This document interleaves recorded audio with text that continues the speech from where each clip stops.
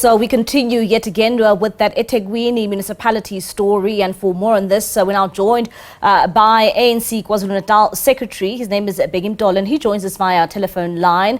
Mr. Mzamo, thank you so much for your time here on the late edition. One would say that looking at the situation taking place in eThekwini, it has become quite chaotic. What is your view as the provincial leaders in KwaZulu-Natal when it comes to the protest unfolding? No, good evening to your viewers. It's a very unfortunate situation because one,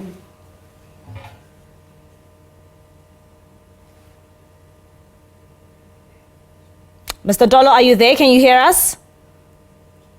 Oh, once again, that line, we seem to be struggling to get in touch with Mr. Mzamo. But we'll try and get him back again on the line for you. And I suppose we'll then move on our bulletin to our next story as we try to tell the story coming out from the eThekwini municipality. And of course, the latest being that 13 of those employees will be appearing tomorrow in court and at the Durban Magistrates Court when it comes to some of the intimidation and harassment being conducted by non-striking workers. Let's move on to this now. The local economy narrowly averted a technical recession in the fourth quarter. And of course, we'll now get in touch again. Let's try and take a quick ad break.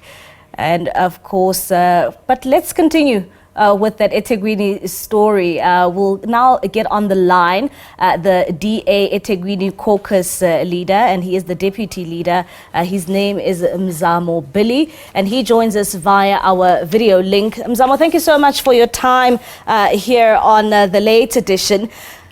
One would say there seems to be no end in sight to what we are seeing when it comes to the images coming out of the eThekwini municipality. Well, I think what we are all seeing is extremely unfortunate. We have seen a protest which is unprotected, affecting the residents, mostly in terms of refuse collection in most parts of the city, which is piling up, causing a huge health hazard in many communities. But more so, we have seen destruction of property, water, electricity, which it is very much strongly alleged that it has everything to do with the ongoing illegal protest.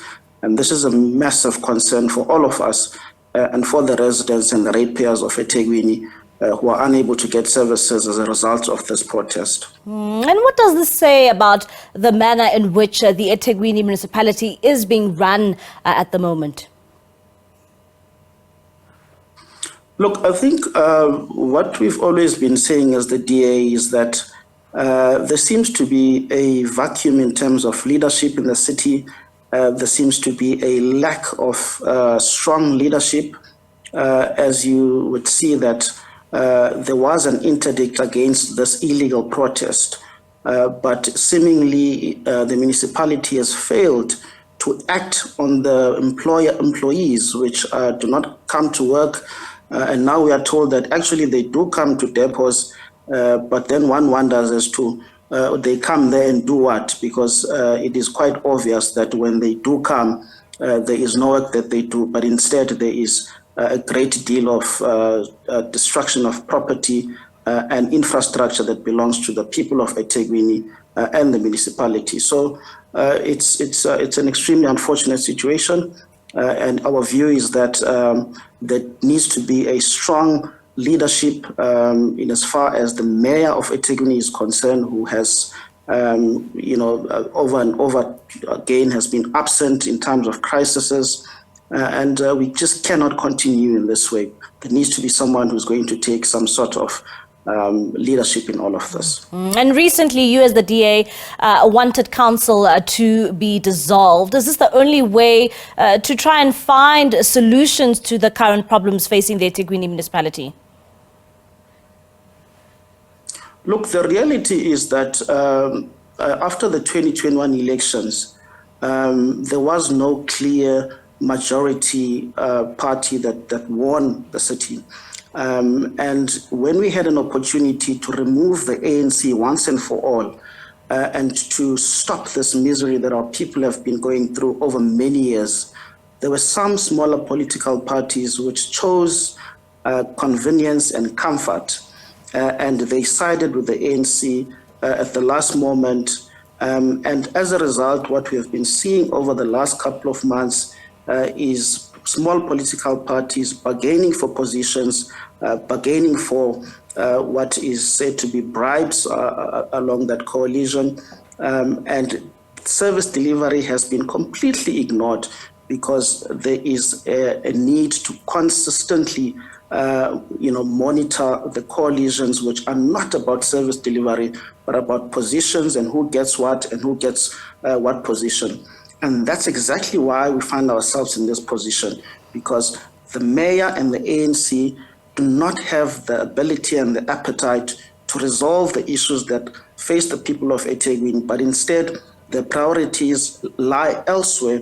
And that's why we had moved a motion to dissolve the council so that we can go back to the elections and allow the people of eThekwini to choose a government that is going to put them first, a government that is going to ensure that there is water, there is electricity, and that the roads are cleaned and that there is no sewage in our beaches. And unfortunately, the ANC, again, with the help of smaller parties, along with the EFF and others, chose comfort and convenience because that is what they are about. They are about making sure that they secure positions and that they get on with the looting spree ahead of the 2024 elections this coming May. And, looking at the strike and going back to the actual strike and understanding that some of the residents have been left without services, particularly left without running water in their homes, one would even ask and say, you as the DA, what are you trying to do to ensure that, you intervene in these problems? Or is it a matter of just waiting on the municipality to resolve its problems so that services can get back up and running again? That is an excellent question, because where we are in opposition, we play our role effectively by ensuring that there is clear accountability and that those who are in power, they are doing their work.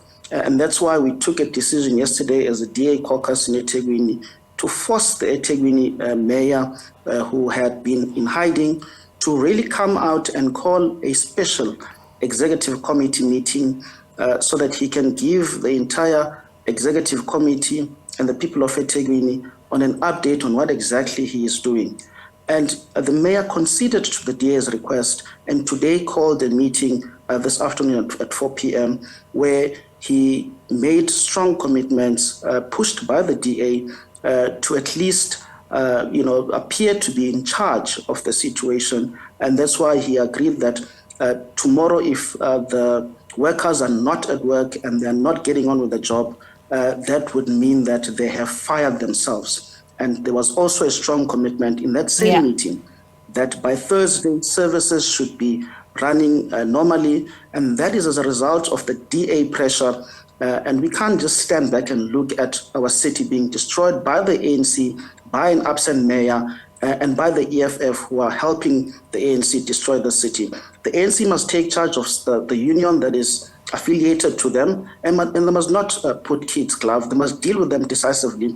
They must fire workers who aren't at work, because there are certain processes, bargaining processes, local bargaining council, the National Bargaining Council, which needs to deal specifically with this, and that our people can't be used as a bargaining tool by the union and by the ANC so that they can make their small deals in the corners. So that's why we as the DA are strongly monitoring this situation. We're going to ensure that there is clear accountability and that the mayor, at least this time around, because he failed to act during the riots, he supported President Zuma, and at least this time around, we expect him to show a bit of leadership to prevent any issue that could happen in the near future.